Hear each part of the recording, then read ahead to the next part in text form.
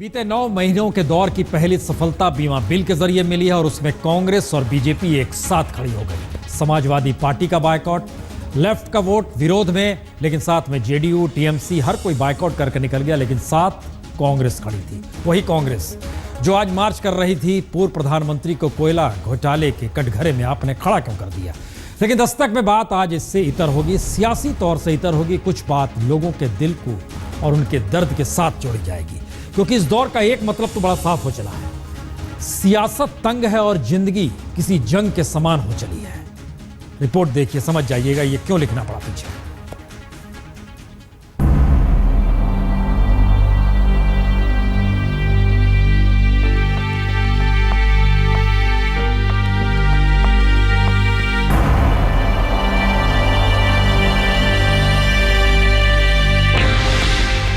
ये आंकड़ा इसी बरस का है, यानी 2015 का ही।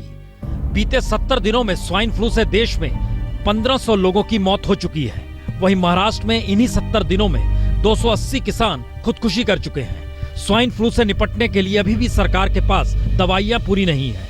स्वाइन फ्लू की जांच के लैब तक नहीं है। अस्पतालों में स्वाइन फ्लू के मरीजों के लिए अलग से कोई व्यवस्था तक नहीं है।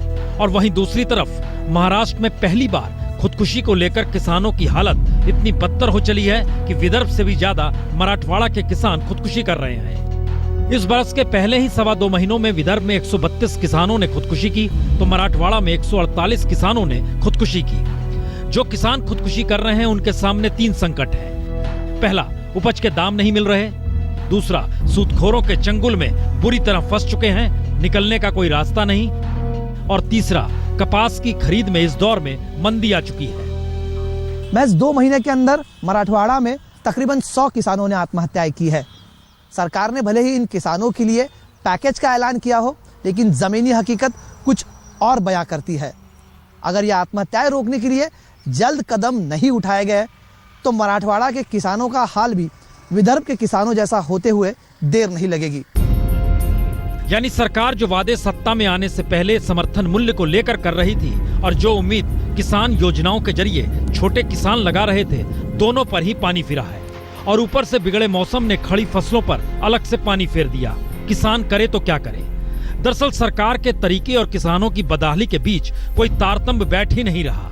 केंद्र सरकार हो या महाराष्ट्र सरकार, दोनों ही किसानों के लिए बिजली पानी के इंफ्रास्ट्रक्चर पर करोड़ों रुपया लगाने को तैयार है, लेकिन किसान अब भी बिचौलिए कंपनियों से लेकर यूरिया की किल्लत और उसकी कीमत तक से जूझ रहा है। और असर इसी का है कि महाराष्ट्र में छोटे किसानों पर आफत आ गई है।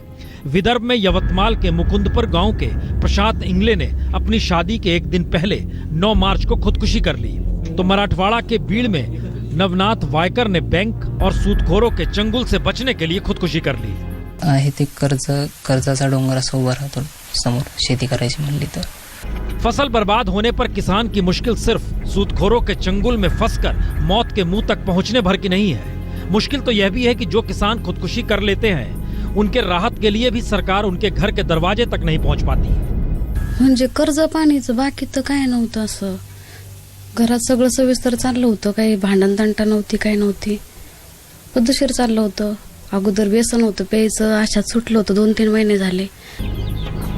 तो इन तमाम मुश्किलों के बावजूद भी सरकार अपनी पीठ इसलिए थपथपा रही है क्योंकि वो बार बार कहती है कि 8.5 लाख करोड़ से ज्यादा की रकम तो उन्होंने किसानों के लिए ही निकाली है और उन्हीं के लिए योजनाएं ला रहे हैं। लेकिन मुश्किल यह है कि इस दौर में किसानों तक अधन्नी भी नहीं पहुंचती और किसान खुदकुशी ना करे इसके लिए कोई रास्ता नहीं, और खुदकुशी कर ले तो उनके परिवार को लिए कोई रास्ता नहीं जिससे किसान का परिवार भूखों ना मरे। राय लोगों की क्या हो सकती है, लेकिन जो खास तौर से विशेषज्ञ हैं और जो किसान हैं, दोनों की परिस्थितियां विदर्भ और मराठवाड़ा के बीच किस रूप में चल रही है, जरा पहले सुन लीजिए। गवर्नमेंट की पॉलिसी जो है, तो पॉलिसी भी इसको कारण है, क्योंकि जो फार्मर के जो अनाज है, कपास है, इसको भाव नहीं मिल रहे, और नहीं भाव मिलने से इस साल में तो शेतकरी पूरा बर्बाद हो गया है। 6,000 की खरीदी थी और ये साल में खाली 35 से 3,900, वो लगभग 2-2.5 हजार एक क्विंटल के पीछे कमा रहा हूँ। कपास को गन्ने को भाव इस बार मिला नहीं, इस कारण से आत्महत्या बढ़ रही है। जो कर्जा लिया है वो वापस कर नहीं पा रहे। तो करीब हम एमएलए फंड के लिए हम 700 करोड़ रुपए हर साल देते हैं और ये 700 करोड़ रुपए अगर किसानों के मदद के लिए यूज़ करेंगे तो उनको मदद हो सकती है। उसमें महाराष्ट्र में आमदारों को सैलरी मिलती है, तो सैलरी से मैं बोला कि 50% पे सैलरी अगर किसानों को मदद देंगे हर महीने की तो उनको कुछ ना कुछ आधार मिल जाएगा। इसलिए उनको परमिशन मांगा है और इस प्रस्ताव तो रखा है, देखिए क्या मिलता है। मुश्किल यह है कि चुनाव के दौर में समूची राजनीति तो शहरी चकाचौंध के भीतर से होती है, पैसे के आधार पर होती है। किसानों की दुश्वारियां, उसके संकटों को समझेगा कौन? मसलन हम विदर्भ 10 दिन, 1 मार्च से लेकर 10 मार्च, 10 नाम आपके स्क्रीन पर, इन सभी ने खुदकुशी की है।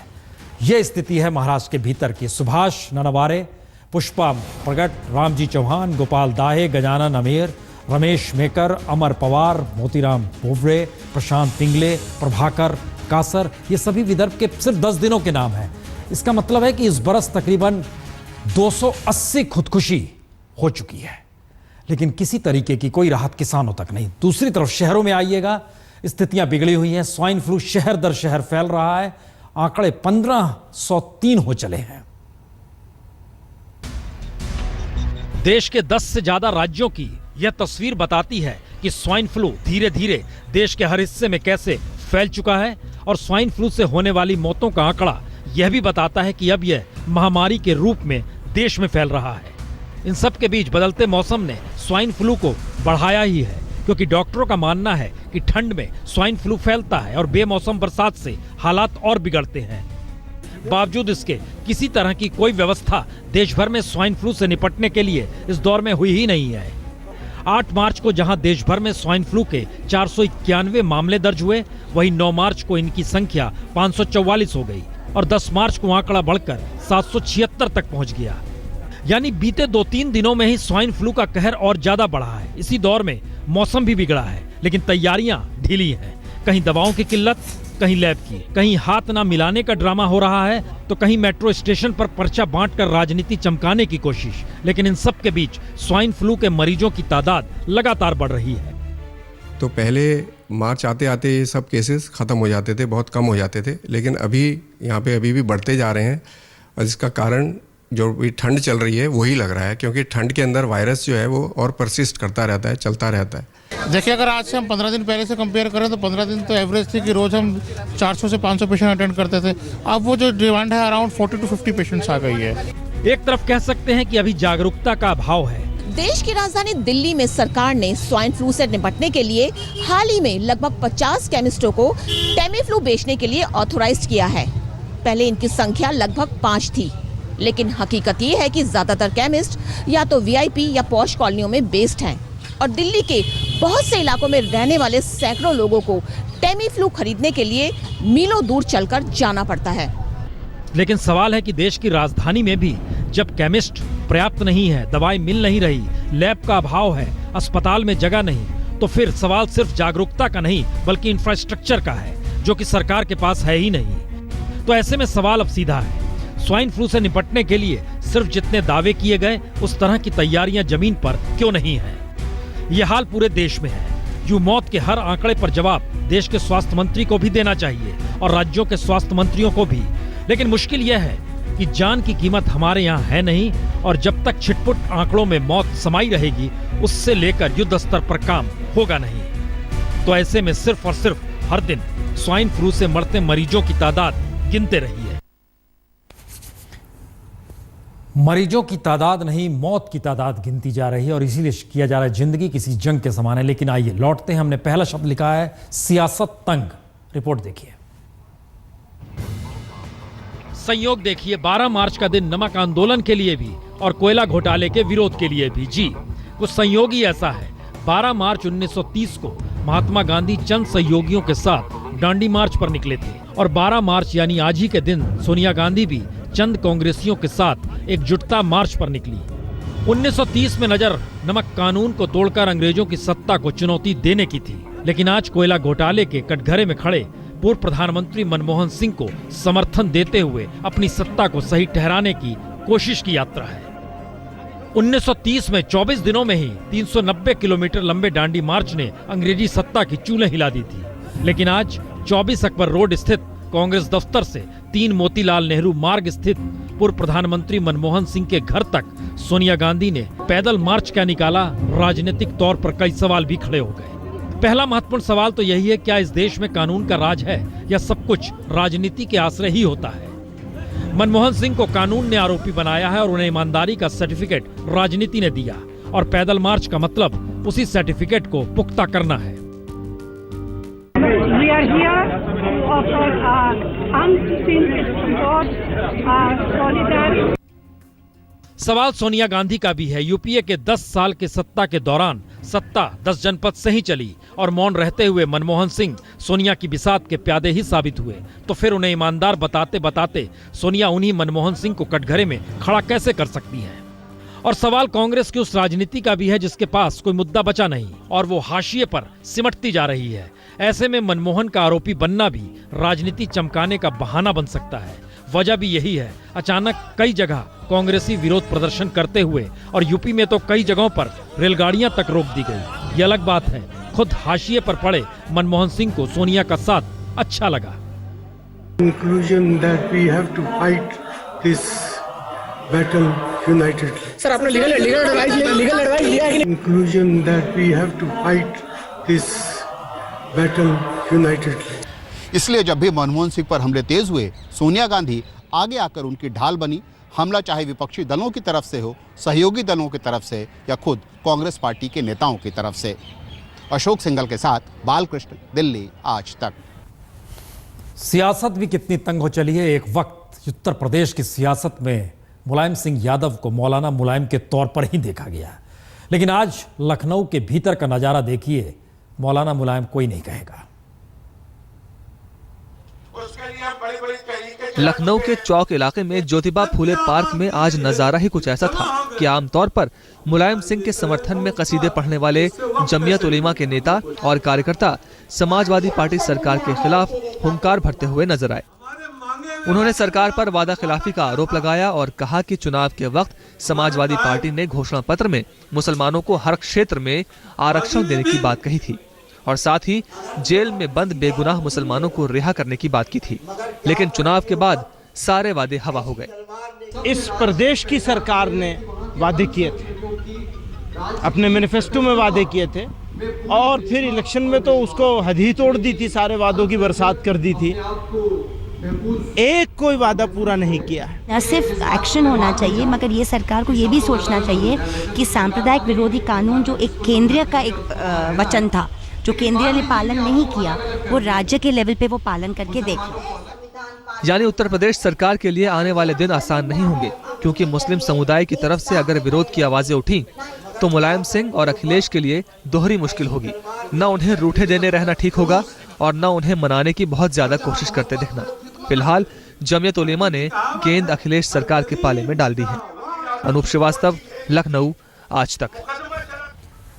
सियासत तंग है और इन सब के बीच अब आपको लखनऊ से सीधे नागपुर लिए चलते हैं, जहां पर कल से अखिल भारतीय प्रतिनिधि सभा आरएसएस की शुरू होगी। मंथन चल रहा है, कुछ अंतर्विरोध उभर रहा है, कुछ निर्णय लिए जाने वाले हैं। निर्णय होंगे या नहीं, इसको लेकर उलझन है। रिपोर्ट देखिए।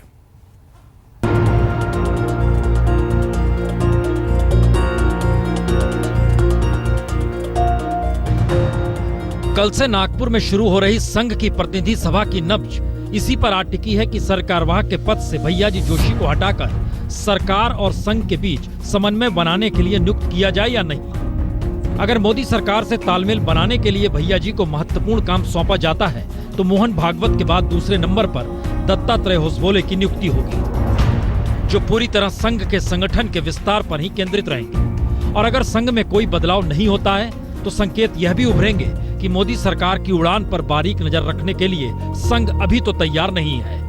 यानी मोदी सरकार की आर्थिक नीतियों को लेकर जिस तरह बीएमएस, स्वदेशी जागरण मंच और किसान संघ परेशान है और धीरे धीरे हालात टकराव वाले बन रहे हैं, या फिर मोदी सरकार के रहते हुए संघ के तमाम संगठनों का महत्व कमजोर पड़ रहा है, वैसे हालात में पूरी तरह से सरसंघचालक पर है कि प्रतिनिधि सभा से वो कौन सा रास्ता निकालते हैं। क्योंकि पहली बार हालात संघ के लिए ऐसे हैं जहां केंद्र से लेकर दर्जन भर राज्यों में बीजेपी की सरकार है, यानी विस्तार के लिए सबसे अनूठा वक्त संघ के पास है। प्रत्येक प्रांत में साल भर में जो विशेष कार्यक्रम हुए, उपलब्धि हुई, उनका वहां पर वृत्तकथन होगा। लेकिन संघ की मुश्किल यही है कि अगर विस्तार सिर्फ आंकड़ों का होगा तो हालात विश्व हिंदू परिषद वाले हो जाएंगे, जो अयोध्या आंदोलन के वक्त संख्या बल में आरएसएस से आगे निकल गया। लेकिन राम मंदिर का मुद्दा जब पीछे छूटा तो विहिप का नाम लेने वाला कोई सरकार या संघ में आज बचा नहीं। यानी संघ को अपनी प्रतिनिधि सभा में तय करना है कि मोदी सरकार की आर्थिक नीतियों पर उसका रुख होगा क्या, और सत्ता के लिए मुद्दों को डंप करना कहां तक सही है। क्योंकि कश्मीर को लेकर सारी राजनीतिक बिसात संघ से निकले राम माधव ने ही बिछाई, और सत्ता के लिए धारा 370 को ही बीजेपी ने डंप कर दिया। वैसे बैठक में हिस्सा लेने बीजेपी अध्यक्ष अमित शाह, रामलाल और राम माधव भी पहुंचेंगे, तो 1450 प्रतिनिधियों के बीच सवाल जवाब भी होंगे। गो संवर्धन और ग्रामीण विकास बहुत अच्छी चलती है। करीब 600 ऐसे गाँव में ग्रामीण विकास का कार्य चल रहा है, जहाँ पर ये कृषि यानी ऑर्गेनिक फार्मिंग के अच्छे प्रयोग हो रहे हैं, गो संवर्धन के माध्यम से भी अच्छे प्रयोग हो रहे हैं, और जो लोग इस प्रकार का प्रयोग कर रहे हैं वहाँ पर किसानों की स्थिति काफी अच्छी हो रही है। इसका रिपोर्टिंग यहाँ पर अवश्य होगा। दरअसल संघ शिक्षा में बदलाव के साथ साथ आरएसएस का विस्तार कैसे किया जाए इस पर भी मंथन करेगा, और संघ जानता है कि मोदी सरकार ने 9 महीने बीतने के बाद भी संघ के एजेंडे को पीछे ही छोड़ा है। आरएसएस की इस चर्चा और चिंतन का सार यही है कि वो अपने स्वयंसेवकों को कैसे समझाए कि मोदी सरकार के जो फैसले हैं वो जनता विरोधी नहीं बल्कि राष्ट्र हित में लिए गए फैसले हैं। क्योंकि ये बात किसी से छिपी नहीं है कि आरएसएस के कई संगठन मोदी सरकार के कई फैसलों से नाराज हैं।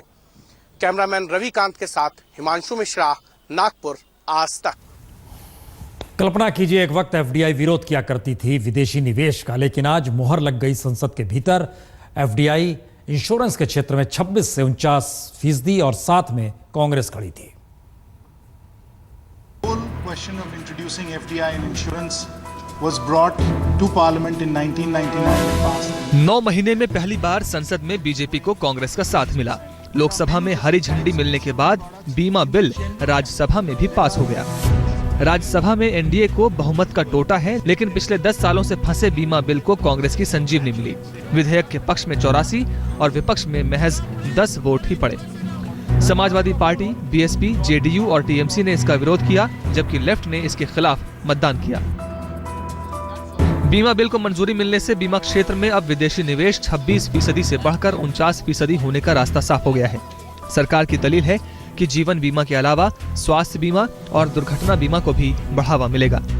बिल जो है वो पूरा परिपूर्ण बिल है, देश के गरीबों, देश के कमजोर तबकों और देश के विकास के हित में है ये बिल। दरअसल मीडिया देश की धड़कन होता नहीं है, लेकिन देश की धड़कन कुछ इस तरीके से राजनेताओं ने बना दिया कि हर कोई चाहता है कि चेहरा दिखलाएं, जो कहे कहते रहें और मीडिया उस जरिए सब कुछ बताते चले। इस अंदाज में जरा देखिए आम आदमी पार्टी का सच। तो हम आज भी वो रिलीज करने को तैयार हैं। वो कम से कम कहें तो ये बात कि हम आसिफ के टच में नहीं थे। अगर वो ये कहते हैं कि आसिफ के साथ कोई मीटिंग मैंने नहीं की संजय सिंह जी, तो मैं ये बात पब्लिक प्लेटफॉर्म पर लाने को तैयार हूं। तो जनाब का दावा यही था कि अपने स्टिंग से संजय सिंह की कलई खोल कर रख देंगे। कांग्रेस नेता आसिफ मोहम्मद ने बुधवार रात कहा था कि संजय सिंह का स्टिंग उनके पास है और 24 घंटे में जारी कर देंगे। 24 घंटे हो गए, लेकिन स्टिंग का अता पता नहीं है। अलबत्ता पूर्व आप विधायक राजेश गर्ग के किए अरविंद केजरीवाल के स्टिंग से सन आम आदमी पार्टी के नेता आसिफ मोहम्मद के दावे से ऐसे परेशान हुए कि पूरा दिन सफाई देने में बीता। जब अरविंद का स्वास्थ्य खराब होता है या वो जेल में होते हैं या किसी सत्य की बड़ी लड़ाई लड़ रहे होते हैं, तब इस प्रकार के हमले होते हैं। कुछ अंदर से भी होते हैं, कुछ बाहर से भी होते हैं। उधर आसिफ मोहम्मद का पूरा दिन टीवी चैनलों पर बीता। वो दावा करते रहे और जनता दावों के हकीकत में बदलने का इंतजार करती रही। स्टिंग नहीं आया। हाँ, आसिफ का नया बयान जरूर सामने आ गया। स्टिंग ऑपरेशन को बाहर लेकर के आते, क्यों नहीं दिखाते कि संजय सिंह का दूसरा चेहरा क्या है? मैं एक बात कह रहा हूँ कि देखिए 6 महीने लगे राजेश गर्ग को ये अरविंद केजरीवाल का स्टिंग का